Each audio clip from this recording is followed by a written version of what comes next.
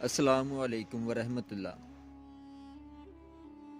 دنیا میں سب سے بڑی فکر ہمیں روزی کی ہوتی ہے، کامیابی کی ہوتی ہے، اور ہم چاہتے ہیں کہ دنیا میں ہم سرخرو رہیں۔ تو حضرت علی رضی اللہ تعالیٰ عنہ نے ایک قول سے ہمارے فکر کو دور کر دیا۔ انہوں نے فرمایا، نماز کی فکر اپنے اوپر فرض کر لو، خدا کی قسم دنیا کی فکر سے آزاد ہو جاؤ گے اور کامیابی تمہارے قدم چومے گی۔